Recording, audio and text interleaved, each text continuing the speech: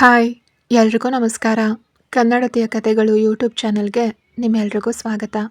ಯಾರೆಲ್ಲ ಸಬ್ಸ್ಕ್ರೈಬ್ ಮಾಡಿಕೊಳ್ಳದೆ ಕಥೆಗಳನ್ನು ಕೇಳ್ತಿದ್ದೀರಾ, ದಯವಿಟ್ಟು ಸಬ್ಸ್ಕ್ರೈಬ್ ಮಾಡಿಕೊಂಡು ಕಥೆಗಳನ್ನು ಕೇಳಿ. ಈಗ ಡೆವಿಲ್ ಕಥೆಯ ಮುಂದಿನ ಭಾಗವನ್ನು ಮುಂದುವರಿಸೋಣ. ನನ್ನನ್ನು ಕ್ಷಮಿಸ್ಬಿಡು. ನೀನು ನನ್ನಿಂದ ನಿರೀಕ್ಷಿಸಿದ್ದು ನಿನ್ನ ಮೇಲಿನ ಪ್ರೀತಿ ಮಾತ್ರ. ಅದನ್ನು ನಾನು ನಿನಗೆ ಕೊಡೋದ್ರಲ್ಲಿ ಸೋತು ಹೋದೆ. ಅಳಬೇಡ ಅಂತ ಅವಳ ಕಣ್ಣೀರನ್ನು ಒರೆಸ್ದವನು ಮರುಕ್ಷಣವೇ ಅಮೃತ ಅಂತ ಕಿರಿಚಿದ ರುದ್ರ. ಅಮೃತಳ ಮೂಗು ಮತ್ತು ಬಾಯಿಂದ ರಕ್ತ ಸೋರೋಕೆ ಪ್ರಾರಂಭವಾಗಿತ್ತು. ಅಮೃತ ಏನಾಯಿತು ಅಂತ ಅವನು ಕೂಡ ನೆಲದ ಮೇಲೆ ಮಂಡಿಯೂರಿ ಅವಳನ್ನು ತನ್ನ ಎದೆಗೆ ಒರಗಿಸ್ಕೊಂಡ. ನಿನ್ನ ಜಾಗದಲ್ಲಿ ನಾನಿದ್ದರೆ ನಿನ್ನ ಕೈಯಿಂದ ಒಂದು ಬೊಕ್ಸೆ ನೀರು ಕೂಡ ಕುಡಿತಿರ್ಲಿಲ್ಲ ರುದ್ರ. ಆದರೆ ನೀನು ಎಲ್ಲನೂ ಸಹಿಸ್ಕೊಂಡು ನಾನು ಮಾಡಿದ ಅಡುಗೆ ತಿಂದೆ. ನಾನು ಮಾಡಿದ್ದನ್ನೆಲ್ಲ ತಿಳ್ಕೊಂಡ ಮೇಲೂ ನನಗೆ ಸಮಾಧಾನ ಹೇಳ್ತೀಯಲ್ಲ, ನೀನು ನಿಜವಾಗ್ಲೂ ತುಂಬ ಒಳ್ಳೆಯವನು. ಆದರೆ ನಿನಗೆ ನಾನು ಆ ರೀತಿ ಮಾಡಿದ ಗಿಲ್ಟ್ ಫೀಲಿಂಗ್ನಲ್ಲಿ ನನ್ನಿಂದ ಬದುಕೋಕ್ಕೆ ಸಾಧ್ಯ ಇಲ್ಲ. ಅದಕ್ಕೆ ನಾನು ಕುಡಿದ ಜ್ಯೂಸ್ನಲ್ಲಿ ಪಾಯ್ಸನ್ ಬೆರೆಸಿ ನನ್ನ ಅಂತ್ಯವನ್ನು ಹುಡುಕೊಂಡೆ ಅಂದ್ಲು ಅವಳು. ಓ ಮೈ ಗಾಡ್ ಅಮೃತ, ನಿನಗೇನು ಹುಚ್ಚ? ಇದೆಲ್ಲ ಒಂದು ವಿಷಯ ಅಂತ ಹೀಗೆ ಮಾಡ್ಕೊಳ್ಳೋ ಹಂತಕ್ಕೆ ಹೋದ್ಯಾ ನೀನು ಅಂತ ಅವಳನ್ನು ಎತ್ತೋಕೆ ಯತ್ನಿಸ್ತಾ ರುದ್ರ. ನೋ ರುದ್ರ, ನಿನ್ನಿಂದ ನನ್ನನ್ನು ಕಾಪಾಡೋಕೆ ಸಾಧ್ಯ ಇಲ್ಲ. ಇನ್ನು 5 ನಿಮಿಷದಲ್ಲಿ ನನ್ನ ಪ್ರಾಣ ಹೊರಟು ಹೋಗುತ್ತೆ ಅಂದ್ಲು ಅಮೃತ. ಯಾಕೆ ಹೀಗೆ ಮಾಡಿದೆ ಅಂತ ಅವಳನ್ನು ಎದೆಗೆ ಬಿಗಿಯಾಗಿ ಅಪ್ಕೊಂಡ ರುದ್ರ. ನಾನು ಕೆಟ್ಟ ಹುಡುಗಿ ಅಲ್ಲ ರುದ್ರ. ಯಾಕೆ ಹಾಗೆ ಮಾಡಿದೆ ಅಂತ ನನಗೆ ಗೊತ್ತಿಲ್ಲ. ನನ್ನಿಂದ ಆ ಗಿಲ್ಟ್ನಲ್ಲಿ ಬದುಕೋಕ್ಕೂ ಸಾಧ್ಯ ಆಗ್ತಿಲ್ಲ. ತುಂಬ ಅವಮಾನ ಅನ್ನಿಸ್ತಿದೆ. ನನ್ನ ಅಪ್ಪ ಅಮ್ಮ ಒಳ್ಳೆ ಟೈಮ್ಗೆ ಇಲ್ಲಿಲ್ಲ, ಕಾನ್ಫರೆನ್ಸ್ಗೆ ಅಂತ ಹೋಗಿದ್ದಾರೆ. ನನ್ನ ಸಾವಿಗೂ ನಿನಗೂ ಯಾವುದೇ ಸಂಬಂಧ ಇಲ್ಲ ಅಂತ ವಿಡಿಯೋ ಮಾಡಿ ನಾನು ಅವರಿಗೆ ಸೆಂಡ್ ಮಾಡಿದ್ದೀನಿ. ಸರಿಯಾದ ಟೈಮಿಗೆ ಅದು ಅವ್ರಿಗೆ ತಲುಪುತ್ತೆ. ರುದ್ರ, ನನ್ನ ಹತ್ರ ಟೈಮ್ ಇಲ್ಲ. ಒಂದು ಮುಖ್ಯವಾದ ವಿಷಯ ನಿನಗೆ ಹೇಳಬೇಕು. ಆ ಸೂರ್ಯನನ್ನು ನಂಬೇಡ ಅಂದ್ಲು. ಅಮೃತ, ನಿನಗೇನೂ ಆಗೋದಿಲ್ಲ ಅಂತ ಅವಳ ಮಾತನ್ನು ಕಿವಿಗೆ ಹಾಕ್ಕೊಳ್ದೆ ಅವಳನ್ನು ಕೈಗಳಲ್ಲಿ ಎತ್ಕೊಂಡ ರುದ್ರ. 3 ನಿಮಿಷ ಇದೆ. ನನಗೆ 2 ಕೊನೆ ಆಸೆಗಳಿವೆ ರುದ್ರ. ನಿನಗೆಲ್ಲನೂ ಗೊತ್ತು. ಒಬ್ಬ ಇನ್ನೋಸೆಂಟ್ ಆದ ಹುಡುಗಿ ಮಾತ್ರ ನಿನಗೆ ಮ್ಯಾಚ್ ಆಗ್ತಾಳೆ. ನಾನು ಸತ್ತು 6 ತಿಂಗಳು ಒಳಗಾಗಿ ಅಂತಹ ಒಬ್ಬ ಹುಡುಗಿನ ನೋಡಿ ಮದುವೆ ಆಗೋ. ನಿನಗಾಗಿ ನಾನು ಆಸೆಯಿಂದ ತಗೊಂಡ ಈ ಮನೆಯಲ್ಲೇ ಆ ಹುಡುಗಿ ಜೊತೆಗೆ ನೀನು ಸಂತೋಷವಾಗಿ ಬಾಳಬೇಕು.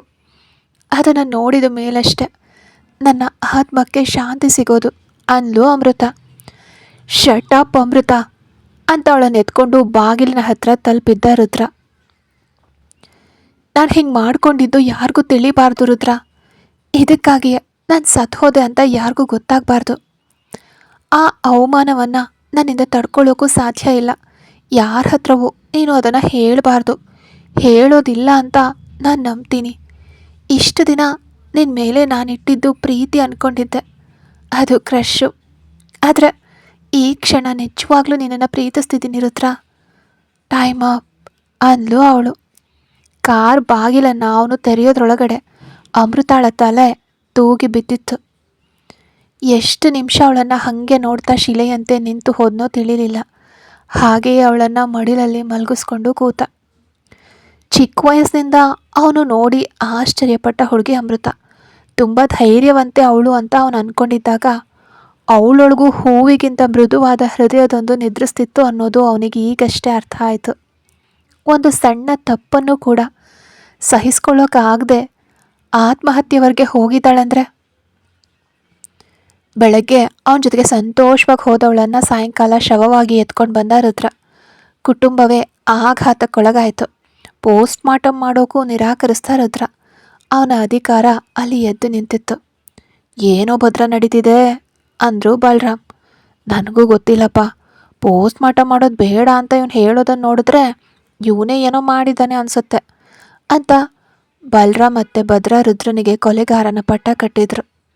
ಅಮೃತಾಳ ಪೋಷಕರು ಬರೋವರೆಗೂ ಅವಳ ದೇಹವನ್ನು ಕೋಲ್ಡ್ ಸ್ಟೋರೇಜ್ ಗ್ಲಾಸ್ ಬಾಕ್ಸ್ನಲ್ಲಿ ಭದ್ರವಾಗಿಟ್ಟಿದ್ರು. ಬಲರಾಮನ ಸೊಸೆ ಸಾವಿನ ಸುದ್ದಿ ಕಾಡ್ಗಿಚ್ಚಿನಂತೆ ಹರಡಿತ್ತು. ಯಾರಿಗೂ ಏನು ನಡೀತು ಅನ್ನೋ ಸತ್ಯ ತಿಳಿಲಿಲ್ಲ. ರುದ್ರನೇ ಅವಳನ್ನು ಕೊಂದುಬಿಟ್ಟ ಅಂತಲೂ ಮತ್ತು ಬಲರಾಮ್ನ ಕುಟುಂಬಕ್ಕಿದ್ದ ಶತ್ರುಗಳಿಂದ ಅಮೃತ ಸತ್ತು ಹೋದ್ಲು ಅಂತಲೂ ವದಂತಿಗಳು ಹರಡಿದವು. ಪ್ರಮೋದ್ ರುದ್ರನ ಪಕ್ಕದಲ್ಲೇ ಇದ್ದ. ಗೆಳೆಯನ ಮೂಲಕ ಸತ್ಯವನ್ನು ತಿಳ್ಕೊಂಡಿದ್ದವನು ವೇದನೆಯಲ್ಲಿ ಮನನೊಂದುಕೊಂಡಿದ್ದ. ಅಮೃತಾಳ ಪೋಷಕರು ಕೂಡ ಬಂದರು. ತನ್ನ ನಿರ್ಧಾರ ಮತ್ತು ಅದಕ್ಕೆ ಕಾರಣವನ್ನು ವಿಡಿಯೋ ಮೂಲಕ ಅವರಿಗೆ ತಿಳಿಸಿದ್ದವಳು ಯಾವುದೇ ಕಾರಣಕ್ಕೂ ರುದ್ರನನ್ನು ದೂಷಿಸಬಾರ್ದು ಅಂತ ಆದೇಶಿಸಿದ್ಲು. ಪೂರ್ತಿಯಾಗಿ ಇದು ಅಮೃತಾಳ ಮೂರ್ಖತನವೇ ಆಗಿದ್ದರಿಂದ ಹೆತ್ತ ಮಗಳನ್ನು ಶವವಾಗಿ ನೋಡಿ ಎದೆ ಬಡ್ಕೊಂಡು ಅತ್ರೆ ಹೊರತು ಮರೆತೂ ಕೂಡ ರುದ್ರನನ್ನು ಏನೂ ಅನ್ನಲಿಲ್ಲ ಅಮೃತ ಪೋಷಕರು. ಗಂಡನಾಗಿ ಅವಳಿಗೆ ಎಲ್ಲ ವಿಧಾನಗಳನ್ನು ಮಾಡ್ದ ರುದ್ರ. ತನ್ನ ತಾಯಿ ಸತ್ತಾಗಲೂ ಒಂದು ಹನಿ ಕಣ್ಣೀರು ಹಾಕಿದವನು ಅಮೃತಾಳ ಸಾವಿನ ನಂತರ ಕಲ್ಲಿನಂತೆ ಬಿಗಿಯಾಗಿ ಬಿಟ್ಟ ರುದ್ರ. ಕಣ್ಣೀರು ಅನ್ನೋದೇ ಅವನಿಗೆ ಮರ್ತು ಹೋಯಿತು. ಅಮೃತಾಳ 11ನೇ ದಿನದ ಕಾರ್ಯ ಮುಗಿಯೋ ಮುನ್ನವೇ ಸೂರ್ಯನನ್ನು ಹಿಡಿದ್ಬಿಟ್ರು ಪ್ರಮೋದ್ ಮತ್ತು ರುದ್ರ ಸೇರಿಕೊಂಡು. ಚಿಕ್ಕ ವಯಸ್ಸಿನಿಂದಲೇ ಸೂರ್ಯನಿಗೆ ರುದ್ರನ ಮೇಲೆ ಹೊಟ್ಟೆ ಕಿಚ್ಚು. ದ್ರೋಹಿ ಸ್ನೇಹಿತನಾಗಬಹುದು, ಆದರೆ ಸ್ನೇಹಿತನೇ ದ್ರೋಹಿಯಾದರೆ? ತನ್ನಂತೆಯೇ ಎಲ್ಲವೂ ರುದ್ರನಿಗೆ ಮೇಲಾಗಿ ಸಿಗೋದು, ಶಾಲೆಯಲ್ಲಿ ಪ್ರಶಂಸೆ, ಸ್ನೇಹಿತರಲ್ಲಿ ಎದ್ದು ಕಾಣೋದು, ಬಿಸ್ನೆಸ್ನಲ್ಲಿ ಪೈಪೋಟಿ, ಹೀಗೆ ಎಲ್ಲದರಲ್ಲೂ ತನ್ನ ಹೆಸರು ರುದ್ರನ ನಂತರವೇ ಇರೋದನ್ನು ಸೂರ್ಯನಿಂದ ಸಹಿಸ್ಕೊಳ್ಳೋಕೆ ಸಾಧ್ಯವಾಗಲಿಲ್ಲ. ಅಮೃತ ಮೇಲೆ ಅವನಿಗೆ ದೊಡ್ಡದಾಗಿ ಆಸೆ ಏನೂ ಇಲ್ದಿದ್ರು ಯಾವಾಗ ಅಮೃತ ರುದ್ರನನ್ನು ಇಷ್ಟಪಡೋದಾಗಿ ಹೇಳಿದ್ಲೋ ಆಗಲೇ ಸೂರ್ಯನಿಗೆ ದ್ವೇಷ ತಲೆ ಎತ್ತಿತ್ತು. ತನ್ನಲ್ಲಿ ಇಲ್ಲದೆ ಇರೋದು ರುದ್ರನ ಹತ್ರ ಏನಿದೆ ಅಂದ್ಕೊಂಡ ಅವನು. ಹರಿಣಿ ಅನ್ನೋ ಹುಡುಗಿಯನ್ನು ಸೂರ್ಯ ಬೆನ್ನಟ್ಟಿ ಪ್ರೀತಿಸಿದ್ರು ಆ ಹರಿಣಿ ಕೂಡ ಅವನನ್ನು ತಿರುಗಿಯೂ ನೋಡಲಿಲ್ಲ. ಆದರೆ ಅಮೃತ ರುದ್ರನ ಹಿಂದೆ ನಾಯಿ ಮರಿ ಥರ ಸುತ್ತೋದು ಅವನಿಗೆ ಉರಿ ತರಿಸ್ತಿತ್ತು. ನಾನು ಒಬ್ಳು ಹಿಂದೆ ನಾಯಿ ಥರ ಸುತ್ತುತ್ತಿದ್ದೀನಿ, ಅವಳು ನನ್ನನ್ನು ತಿರುಗಿ ಕೂಡ ನೋಡ್ತಿಲ್ಲ, ಆದರೆ ಇವನನ್ನು ಒಬ್ಬ ಮನುಷ್ಯ ಅಂತ ಇವನ ಹಿಂದೆ ಇವಳು ಸುತ್ತುತ್ತಿದ್ದಾಳೆ, ಹೇಗೆ ಇವನಿಗೆ ಮಾತ್ರ ಎಲ್ಲವೂ ಒಳ್ಳೇದೇ? ಯಾವುದೋ ಒಂದು ರೀತಿಯಲ್ಲಿ ರುದ್ರನ ನೆಮ್ಮದಿಯನ್ನು ಕೆಡಿಸೋಕೆ ಯೋಚಿಸ್ತಾ ಸೂರ್ಯ. ಅದಕ್ಕೆ ಅಮೃತಾಳನ್ನು ಬಳಸ್ಕೊಂಡ. ಒಳ್ಳೆ ಸ್ನೇಹಿತನಂತೆ ಅವಳಿಗೆ ಸಮಾಧಾನ ಹೇಳೋ ನೆಪದಲ್ಲಿ ಅವಳ ತಲೆ ಕೆಡಿಸ್ತ. ಈ ಡ್ರಗ್ಸ್ ಐಡಿಯಾ ಕೂಡ ಅವಳಿಗೆ ಕೊಟ್ಟಿದ್ದು ಸೂರ್ಯನೇ. ಅವಳ ಬರ್ತ್ಡೇಗೆ ರುದ್ರ ಮಾರಿಷಸ್ಗೆ ಕರ್ಕೊಂಡು ಹೋಗೋದನ್ನು ಸೂರ್ಯನ ಬಳಿ ಸಂತೋಷದಿಂದ ಹಂಚ್ಕೊಂಡವಳ ಮೈಂಡ್ ವಾಶ್ ಮಾಡಿ ಕೊನೆಗೆ ರುದ್ರನಿಗೆ ನಿನ್ಮೇಲೆ ಪ್ರೀತಿನೇ ಬರೋದಿಲ್ಲ, ನಿನ್ನ ಜೊತೆಗೆ ಅವನು ದಾಂಪತ್ಯದಲ್ಲಿದ್ದರೂ ಅದು ಕರ್ತವ್ಯವೇ ಹೊರತು ಪ್ರೀತಿಯಿಂದಲ್ಲ ಅಂತ ಅವಳನ್ನು ಗೊಂದಲಕ್ಕೀಡು ಮಾಡ್ದ. ಕೊನೆಗೆ ತಾನು ಕೊಡೋ ವಸ್ತುವನ್ನು ಅವನು ಕುಡಿಯೋ ನೀರಿನಲ್ಲಿ ಮಿಕ್ಸ್ ಮಾಡೋಕ್ಕೆ ಹೇಳ್ದವನು ಒಂದು ನಾಯಿ ಮರಿಯಂತೆ ರುದ್ರ ನಿನ್ನ ಹಿಂದೆ ಸುತ್ತುತ್ತಾನೆ ಅಂತ ಆಸೆ ತೋರಿಸ್ದ. ಗೊಂದಲದಲ್ಲಿದ್ದ ಅಮೃತ ಅದಕ್ಕೆ ತಲೆ ಆಡಿಸಿದ್ಲು. ಆದರೆ ಅವಳೊಳಗಿದ್ದ ಶಿಸ್ತಿನ ಹುಡುಗಿ ಎಚ್ಚೆತ್ಕೊಂಡು ಕೊನೆಗೆ ತನ್ನನ್ನೇ ಅಂತ್ಯಗೊಳಿಸ್ಕೊಂಡ್ಲು ಅಮೃತ. ರುದ್ರನ ನೆಮ್ಮದಿನ ಹಾಳು ಮಾಡೋಕೆ ಯತ್ನಿಸ್ದೇ ಹೊರತು ಅಮೃತ ಸಾಯ್ತಾಳೆ ಅಂತ ಸೂರ್ಯ ಕೂಡ ನಿರೀಕ್ಷೆ ಮಾಡಿರಲಿಲ್ಲ. ಅವಳು ಸತ್ತು ಹೋದ್ಲು ಅನ್ನೋ ಸುದ್ದಿ ತಿಳಿದ ತಕ್ಷಣವೇ ತಲೆ ಮರೆಸ್ಕೊಂಡ ಸೂರ್ಯ. ಆದರೆ ರುದ್ರ ಅವನನ್ನು ಹುಡುಕಿ ಹಿಡಿದು ಸೂರ್ಯನನ್ನು ಪ್ರೀತಿಸೋಕೆ ತೊಡಗಿದ್ದ ಹರಿಣಿಯ ಬಳಿ ಎಲ್ಲ ಸತ್ಯಗಳನ್ನು ಹೇಳಿ ಆ ಹರಿಣಿ ಸೂರ್ಯನ ಮುಖಕ್ಕೆ ಹೋಗುದು ಹೊರಟು ಹೋದ್ಲು. ಹರಿಣಿಯ ಹಿಂದೆ ಹುಚ್ಚನಂತೆ ಸುತ್ತುತ್ತಿದ್ದವನಿಗೆ ಅದನ್ನು ತಡ್ಕೊಳ್ಳೋಕ್ಕೂ ಸಾಧ್ಯ ಆಗಲಿಲ್ಲ. ಅದಕ್ಕೆ ಕಾರಣವಾದ ರುದ್ರನನ್ನು ಕೊಲ್ಲೋಕೆ ಯತ್ನಿಸಿದಾಗ ಸೂರ್ಯನಿಗೆ ತಕ್ಕ ಶಿಕ್ಷೆಯನ್ನು ಕೊಟ್ಟ ರುದ್ರ. ಅಮೃತ ಇದ್ದಷ್ಟು ದಿನ ಅವನ ಪ್ರೀತಿಗಾಗಿ ಹಂಬಲಿಸಿದ್ಲು.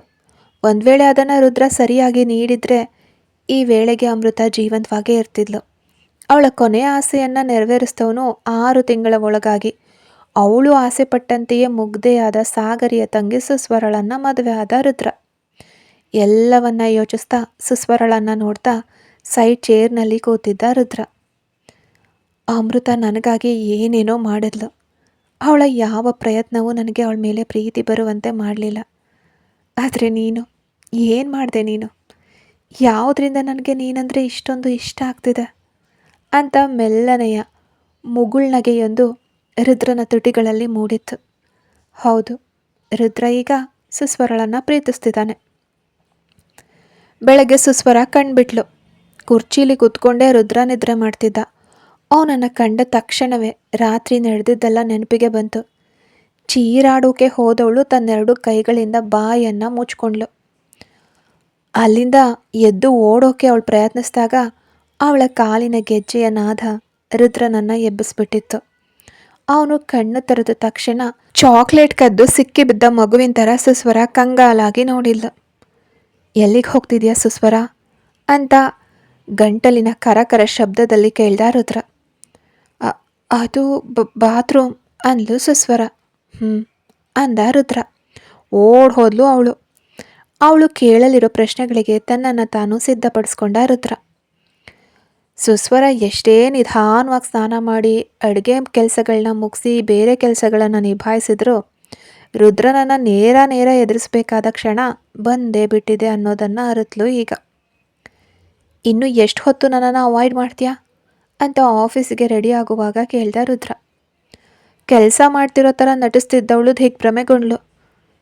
ನಾನು ಅದು ಅಂತ ಭಯದಿಂದ ಅವಳ ದೇಹ ನಡುಗಿತ್ತು.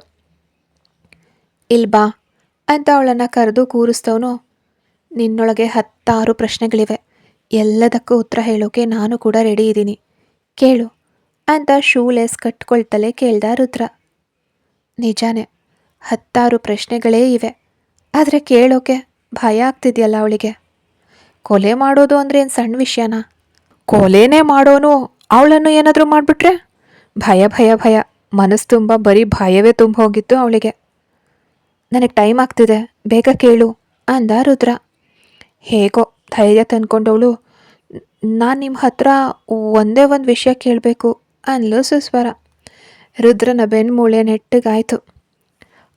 ಅದು ನೀವು ಕೊಲೆ ಮಾಡ್ತೀರಲ್ಲ, ನಿಮ್ಮನ್ನು ಜೈಲಿಗೆ ಹಾಕ್ಬಿಡ್ತಾರಾ ಅನ್ಲು ಸುಸ್ವರ. ಯಾಕೆ ಅಷ್ಟೊಂದು ಆಸೆನಾ ನಿನಗೆ ಅಂದ ರುದ್ರ. ಇಲ್ಲ, ನಿಮ್ಮನ್ನು ಜೈಲಿಗೆ ಹಾಕಿದ್ರೆ ನಾನೇನು ಮಾಡಲಿ ಮತ್ತೆ ಅಂತ ತಡವರಿಸ್ತಾ ಹೇಳಿದ ಅವಳನ್ನು ವಿಚಿತ್ರವಾಗಿ ನೋಡಿದವನು ನಕ್ಕ. ಇದಿಷ್ಟೇನಾ ನಿನ್ನ ಪ್ರಶ್ನೆ ಅಂತ ಕೇಳ್ದ. ಅವಳು ಹೌದು ಅನ್ನೋ ಥರ ತಲೆ ಆಡಿಸಿದಾಗ, ನಿನ್ನನ್ನು ಬಿಟ್ಟು ನಾನು ಎಲ್ಲೂ ಹೋಗಲ್ಲ ಅಂದವನು. ಅವಳು ಇನ್ನೇನಾದರೂ ಕೇಳ್ತಾಳ ಅಂತ ಸ್ವಲ್ಪ ಹೊತ್ತು ಕಾದು ನೋಡ್ದ. ಅವಳು ಸುಮ್ಮನಿದ್ದಾಗ ಅವನು ಕೆಲಸಕ್ಕೆ ಹೋದ. ಆಫೀಸ್ ಸಮಯದಲ್ಲಿ ರುದ್ರನನ್ನು ಭೇಟಿಯಾದ ಪ್ರಮೋದ್, ಏನೋ ನಿನ್ನ ಹೆಂಡತಿ ಏನಾದರೂ ಕೇಳಿದ್ಲ ಅಂತ ವಿಚಾರಿಸ್ದ. ಇಲ್ಲ ಕಣೋ ಅಂದ ರುದ್ರ. ನೆನ್ನೆ ಅಷ್ಟೊಂದು ದೊಡ್ಡ ಘಟನೆ ನಡೀತು, ಒಂದು ಮಾತು ಕೂಡ ಅದ್ರ ಬಗ್ಗೆ ಕೇಳಿಲ್ವಾ ಅಂದ ಪ್ರಮೋದ್. ನೋ ಅಂದ ರುದ್ರ. ಆಗ ಪ್ರಮೋದ್ ಯೋಚಿಸ್ದ, ನಂಬೋಕೆ ಆಗ್ತಿಲ್ಲ ಕಣೋ, ಅಷ್ಟೊಂದು ರಂಪಾಟ ಮಾಡ್ತಿದ್ದ ಹುಡುಗಿ ಯಾಕೆ ಬಾಯಿ ಮುಚ್ಕೊಂಡಿದ್ದಾಳೆ? ಏನೇ ಆಗಲಿ ಇದು ನಿನ್ನ ಲೈಫು, ಸ್ವಲ್ಪ ಹುಷಾರಾಗಿರು. ಆಮೇಲೆ ಇನ್ನೊಂದು ಪ್ರಮುಖ ವಿಷಯ ಹೇಳೋಕೆ ಬಂದೆ. ಆ ಪ್ರತಾಪ್ ನೀನು ಅದಕ್ಕೆನ ನೋಡೋ ನೋಟನೇ ಸರಿಯಿಲ್ಲ ಅಂದ ಪ್ರಮೋದ್. ರುದ್ರ ತಲೆಯನ್ನು ಮಾತ್ರ ಆಡಿಸ್ದ. ಅವನಿಗೆ ಹೇಳಬೇಕಾದದ್ದನ್ನೆಲ್ಲ ಹೇಳಾಯಿತು ಅನ್ನುವಂತೆ ಪ್ರಮೋದ್ ಅಲ್ಲಿಂದ ಹೋದ. ಪ್ರತಾಪ್ ವಿಷಯದಲ್ಲಿ ತಾನು ಮಾಡೋಕೇನೂ ಇಲ್ಲ ಅನ್ನೋದನ್ನು ರುದ್ರ ಅರ್ಥಕೊಂಡಿದ್ದ. ತನ್ನ ಕಣ್ಣಿಗೆ ಬಿದ್ದ ವಿಷಯ ಖಂಡಿತವಾಗ್ಲೂ ಭದ್ರನಿಗೂ ತಿಳಿದಿರಲೇಬೇಕು. ಈ ವಿಷಯದಲ್ಲಿ ತಾನು ಹೇಗೆ ಮಧ್ಯ ಪ್ರವೇಶಿಸೋದು ಅಂತ ಅವನಿಗೆ ಅರ್ಥ ಆಗಲಿಲ್ಲ. ಏನೇ ಆಗಲಿ ಭದ್ರನ ನಡೆನುಡಿಗಳನ್ನು ಗಮನಿಸೋಕೆ ತೀರ್ಮಾನಿಸ್ತಾ ರುದ್ರ. ಮುಂದಿನದು ರೂಪಾಳ್ ಮದುವೆ. ಯಶೋಧ ಅವರ ಮನಸ್ಸಿನ ಇಷ್ಟವೋ ಅಥವಾ ಅವರ ಆಶೀರ್ವಾದವೋ ಗೊತ್ತಿಲ್ಲ. ಭದ್ರನಿಗೆ ಹೇಗೆ ಸಾಗರಿ ಸಿಕ್ಕಿದ್ಲೋ ಅದೇ ರೀತಿ ರೂಪಾಗೂ ಆ ಕುಟುಂಬಕ್ಕೆ ತಕ್ಕಂತಹ ಅಳಿಯನಾಗಿ ಪರೀಕ್ಷಿತ್ ಒದಗಿ ಬಂದ. ರೂಪಾಳನ್ನು ಎಲ್ಲೋ ನೋಡಿದ್ದ ಅವನು ಬೇರೆ ಹುಡುಗರಂತೆ ಇರದೆ ಅವಳ ಬಗೆಗಿನ ವಿವರಗಳನ್ನು ತನ್ನ ಕುಟುಂಬಕ್ಕೆ ತಿಳಿಸಿ ಹಿರಿಯರ ಮೂಲಕ ಮದುವೆಯ ಮಾತುಕತೆ ಆರಂಭಿಸ್ದ. ಅವರು ಸಹ ಬಲರಾಮ್ ಅವರಷ್ಟೇ ದೊಡ್ಡ ಅಂತಸ್ತಿನವರು. ತಮ್ಮ ಅರ್ಹತೆ ಮತ್ತು ಅಂತಸ್ತಿಗೆ ಎಳ್ಳಷ್ಟು ಕಡಿಮೆ ಇಲ್ಲದೇ ಇರೋರನ್ನು ನಿರಾಕರಿಸೋಕೆ ಬಲರಾಮ್ ಅವರಿಗೆ ಯಾವುದೇ ಕಾರಣ ಇರಲಿಲ್ಲ. ಅದಕ್ಕಿಂತ ಪ್ರಮುಖವಾದ ವಿಷಯ ಅಂದರೆ ಯಾವ ಗಂಡಸನ್ನು ಕರ್ಕೊಂಬಂದು ತೋರಿಸಿದ್ರೂ ಬೇಡ ಅಂತ ನಿರಾಕರಿಸಿ ಅವರನ್ನು ಅವಮಾನಿಸ್ತಿದ್ದ ರೂಪ ಪರೀಕ್ಷಿತ್ನನ್ನು ನೋಡಿದ ತಕ್ಷಣವೇ ಜೀವನದಲ್ಲೇ ಮೊದಲ ಬಾರಿಗೆ ನಾಚಿಕೆ ಪಟ್ಕೊಂಡಿದ್ದನ್ನು ಕಂಡು ಇಡೀ ಕುಟುಂಬವೇ 8ನೇ ವಿಶೇಷವನ್ನು ನೋಡುವಂತೆ ಅವಳನ್ನು ನೋಡಿತ್ತು. ಪರೀಕ್ಷಿತ್ ಬಗ್ಗೆ ವಿಚಾರಿಸಿದ ರುದ್ರನಿಗೂ ಅವನನ್ನು ಬೇಡ ಅನ್ನೋಕ್ಕೆ ಯಾವುದೇ ಕಾರಣ ಸಿಗಲಿಲ್ಲ. ರೂಪ ಯಾವುದಾದ್ರೂ ಎಡವಟ್ ಮಾಡಿ ಮದುವೆನ ನಿಲ್ಲಿಸ್ತಿದ್ರೆ ಅಷ್ಟೇ ಸಾಕು ಅಂದ್ಕೊಂಡ ರುದ್ರ.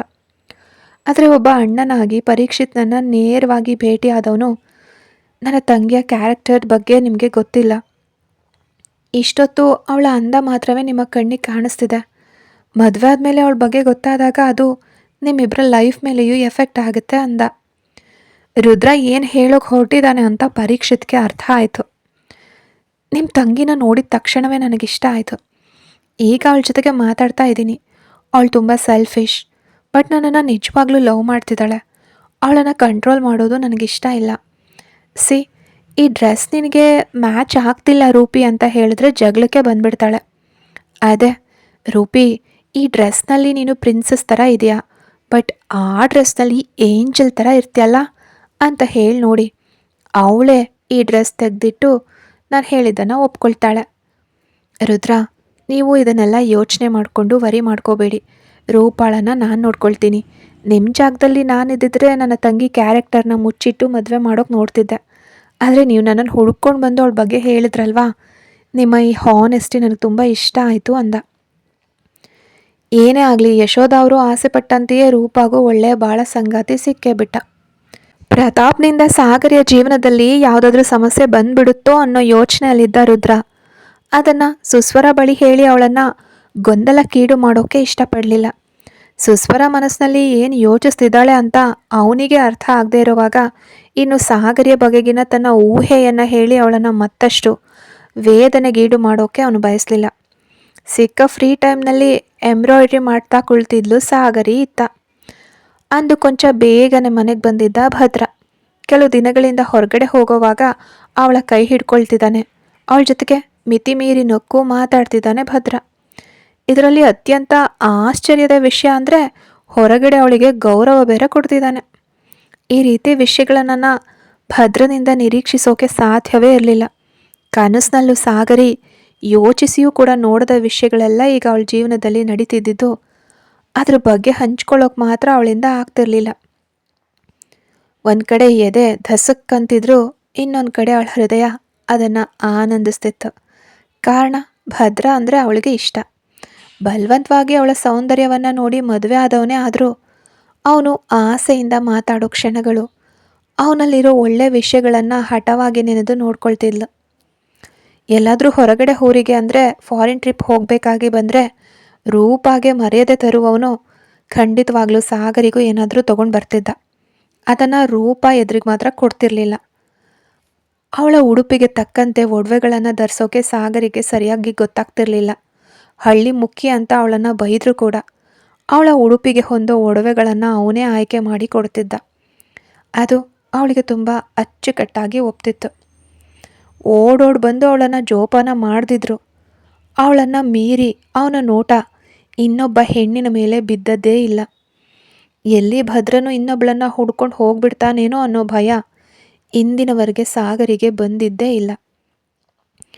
ಕೆಲವು ಸಮಯಗಳಲ್ಲಿ ಭದ್ರ ಬಲರಾಮ್ ಅವರ ಬಳಿ ನಾನು ನನ್ನ ಹೆಂಡತಿನ ಅಡಗಿಸಿಟ್ಟಿರೋ ಗಂಡಸು ಅಂತ ತೋರಿಸ್ಕೊಳ್ಳೋದಕ್ಕೋಸ್ಕರನೇ ಅವಳನ್ನು ನೋಯಿಸ್ತಾನೆ ಅಂತ ಸಾಗರಿಗೆ ಅನ್ನಿಸ್ತಿತ್ತು. ಮರಿ ಹಾಕಿದ ಬೆಕ್ಕಿನಂತೆ ರೂಮ್ ಒಳಗಡೆ ಬಂದು ಅತ್ತಿತ್ತ ಓಡಾಡ್ತಿದ್ದ ಭದ್ರನನ್ನು ನೋಡಿ, ಏನ್ರಿ ಕುಡಿಯೋಕೇನಾದರೂ ತರಲಾ ಅಂತ ಮೆಲ್ಲನೆ ಕೇಳಿದ್ಲು ಸಾಗರಿ. ಮುಂದೆ ಹೋದರೆ ಒದಿತಾನೆ, ಹಿಂದೆ ಬಂದರೆ ಮುಟ್ತಾನೆ.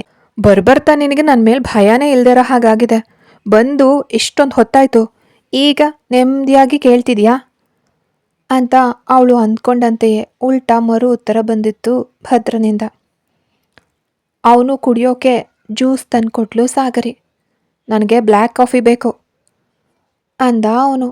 ಅದನ್ನು ಅವಳು ಹೋಗೋವಾಗಲೇ ಅವನು ಹೇಳಬಾರ್ದಿತ್ತಾ? ಆದರೂ ಯಾವುದೇ ಮರುಮಾತಿಲ್ಲದೆ ಅವನು ಕೇಳಿದ್ದನ್ನು ತಂದುಕೊಟ್ಲು ಸಾಗರಿ.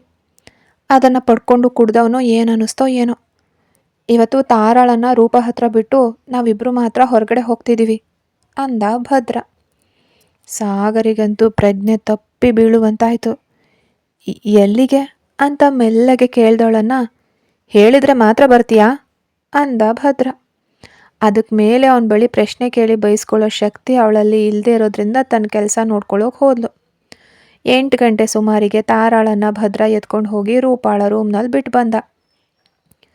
ಕೆಂಪು ಬಣ್ಣದ ಕಾಟನ್ ಅನಾರ್ಕಲಿ ಡ್ರೆಸ್, ಹಣೆಗೆ ಬೊಟ್ಟು, ಕಣ್ಣುಗಳಲ್ಲಿ ಕಾಡಿಗೆ, ಕೈಗಳಲ್ಲಿ ತೆಳುವಾದ 2 ಬಳೆಗಳು, ಕಿವಿಯಲ್ಲಿ ಸಣ್ಣ ಜುಮ್ಕಿ, ಉದ್ದನೆಯ ಕೇಶರಾಶಿನ ಜಡೆ ಹಾಕಿ ಮುಂದೆ ಹಾಕ್ಕೊಂಡಿದ್ಲು. ಅದೇ ಅವಳನ್ನು ಅತ್ಯಂತ ಸುಂದರಿಯಾಗಿ ಕಾಣುವಂತೆ ಮಾಡಿತ್ತು. ವೇಲಿನ ಅಂಚು ತನ್ನ ಮೇಲೆ ತಾಗೋದನ್ನು ಆನಂದಿಸ್ತವನು ಹೆಂಡತಿಗೆ ತಿಳಿಯದಂತೆಯೇ ನಗ್ತಲೆ ಗಾಡಿಯನ್ನು ಸ್ಟಾರ್ಟ್ ಮಾಡ್ದ. ಯಾವುದಾದ್ರೂ ಬಿಸ್ನೆಸ್ ಡಿನ್ನರ್ ಇರಬಹುದು ಅಂದ್ಕೊಂಡಿದ್ದ ಸಾಗರಿಗೆ ಆಘಾತ ಕಾಯ್ತಿತ್ತು. ಅವನು ಕರ್ಕೊಂಡು ಹೋಗಿದ್ದು ಕ್ಯಾಂಡಲ್ ಲೈಟ್ ಡಿನ್ನರ್ಗೆ. ಯಾರಾದರೂ ಬರ್ತಾರಾ ಅಂತ ಕಣ್ಣುಗಳನ್ನು ತಿರುಗಿಸ್ತಾ ಕೇಳಿದ್ಲು ಸಾಗರಿ. ಇಲ್ಲ ಅಂದ ಅವನು. ಅವಳು ಏನನ್ನಾದರೂ ಕೇಳ್ತಾಳೆ ಅಂತ ಅವನು ನಿರೀಕ್ಷಿಸಿದ್ರೆ ಸಾಗರಿ ಏನೂ ಕೇಳದೆ ಸುಮ್ಮನೆ ಕೂತಿದ್ಲು. ಎದೆ ತುಂಬ ಭಯ ಮಾತ್ರವೇ ತುಂಬಿತ್ತು. ಊಟದ ಪದಾರ್ಥಗಳು ಕೂಡ ಬಂದವು. ಇಬ್ಬರು ತಿನ್ನೋಕ್ಕೂ ಆರಂಭಿಸಿದ್ರು. ಸಾಗರಿ ಅಂದ ಭದ್ರ.